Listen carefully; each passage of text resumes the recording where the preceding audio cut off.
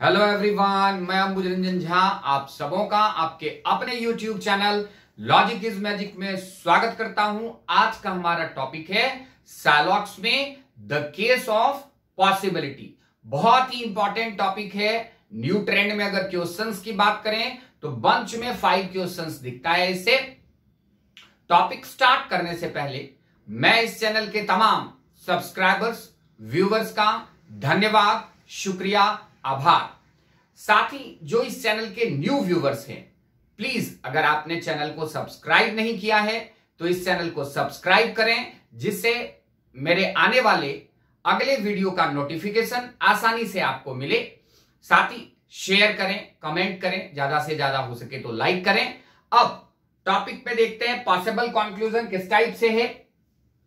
तो इसमें स्टेटमेंट्स के अकॉर्डिंगली हम लोग मूव करेंगे। पहला इंफॉर्मेशन है ऑल पी इज क्यू। तो ऑल पी इज क्यू है तो हम वेन डायग्राम इसका ड्रॉ करते हैं। पी को हम लोग inside the perimeter of Q put up करते हैं। डेफिनेट कंक्लूजन यहां क्या होगा, जानकारी है हम लोगों को, सम क्यू इज पी होने हैं। अब पॉसिबल कंक्लूजन देखते हैं कि अगर ऑल पी इज क्यू है तो इस कंडीशंस में पॉसिबल कंक्लूजन्स क्या होना चाहिए। यहां पे पॉसिबल कंक्लूजन्स क्या आ जाएगा, all Q is being P is a possibility. इसका मतलब है पी और क्यू को हम अब एक पेरीमीटर पे पी को एक्सटेंड करके up to the perimeter of Q put up कर सकते हैं। इस कंडीशंस में हमारा पॉसिबल कंक्लूजन ये all Q is be being P is a possibility बिल्कुल ही सही होगा। दूसरा इंफॉर्मेशन है हम लोगों का सम पी इज क्यू। ये बहुत ही इंपॉर्टेंट इंफॉर्मेशन है, ये बहुत ही इंपॉर्टेंट स्टेटमेंट्स हैं, क्योंकि अगर हम क्वेश्चंस की बात करते हैं न्यू ट्रेंड में तो इससे रिलेटेड 1 से 2 क्वेश्चंस आने ही हैं एग्जामिनेशंस में। अब यहां पे दिख रहा है कि सम पी इज क्यू है, मतलब कुछ पार्ट पी का क्यू है, तो ऑब्वियस है रेस्ट पार्ट जो है पी का वो या तो क्यू हो सकता है या नहीं हो सकता है, जिसे मैंने पॉजिटिव और निगेटिव मेंशन किया। अब अगर ये टुवर्ड्स क्यू मर्ज करता है, इसका मतलब है all P is being Q is a possibility हो जाएगा। पी का जो रिलेशन होगा क्यू के साथ, सेम कंडीशंस क्यू भी प्रोड्यूस करेगा पी के रिस्पेक्ट में। और निगेटिव में मैंने क्या बताया है कि कुछ पार्ट्स पी का नहीं हो सकता है क्यू, सेम कंडीशन क्यू भी पी के साथ प्रोड्यूस करेगा। तो हमारे पास ये जो कंक्लूजन्स है पॉसिबल कंक्लूजन वो किस टाइप से आएगा, all P Q is being Q P is a possibility. P Q को मैंने कंबाइन किया है, इसलिए कंबाइन किया है क्योंकि all P is being Q is a possibility, और साथ ही साथ all Q is being P is a possibility, इसे इस टाइप से समझेंगे।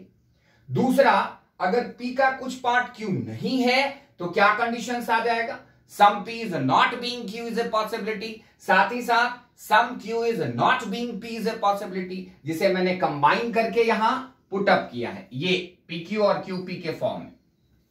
अब इससे रिलेटेड हम लोग कुछ केस देखेंगे। अब थर्ड जो इंफॉर्मेशन होता है हमारा, थर्ड जो स्टेटमेंट आता है वो नो के टर्म में आता है। तो नो का पॉसिबल कंक्लूजन आता नहीं है। नो के साथ, नो एक डेफिनेट वर्ड है, डेफिनेट निगेटिव वर्ड है, उसे हम पॉसिबल कंडीशंस में नहीं लेते हैं। लेकिन पॉसिबल कंडीशंस में निगेटिव कंक्लूजन किस टाइप से लिया जाता है ये मैं आगे आपको क्वेश्चंस के अकॉर्डिंग बताऊंगा।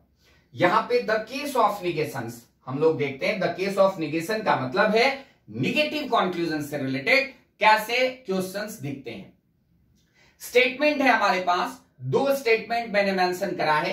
एक स्टेटमेंट है ऑल पी इज क्यू और दूसरा है नो क्यू इज आर। तो इसका वेन डायग्राम ड्रॉ करते हैं सबसे पहले, all P is Q and no Q is R. अब कंक्लूजन्स की बात है। पहला कंक्लूजन है नो पी इज आर और दूसरा कंक्लूजन है हमारा some P is being R is a possibility. तो यहां पे क्यू ध्यान में रखने, ये जो आउटर मोस्ट ऑर्बिट है ये थर्ड ऑर्बिट को निगेट कर रहा है। तो आउटर मोस्ट ऑर्बिट अगर थर्ड ऑर्बिट को निगेट करेगा तो अंडरस्टूड है कि ये इनर मोस्ट जो ऑर्बिट है इसे भी थर्ड ऑर्बिट को निगेट करना होगा, ये भी निगेट करेगा। तो हमारा डेफिनेट कंक्लूजन मतलब नो पी इज आर ये बिल्कुल सही है। तो नो पी इज आर अगर सही है तो अंडरस्टूड है some P is being R is a possibility को हम तुरंत कैंसल करेंगे। क्यों कैंसल करेंगे, क्योंकि दोनों एक दूसरे को कॉन्ट्राडिक्ट करता है, कॉन्ट्राडिक्टरी है। अगर some P is being R is a possibility सही हो जाएगा, तो नो पी इज आर को हम तुरंत कैंसिल करेंगे। अब मूव करते हैं केस 2 में।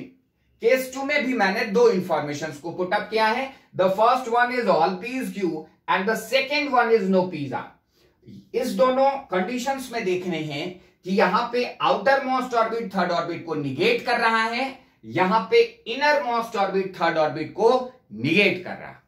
दो कंक्लूजन मैंने पुट अप किया।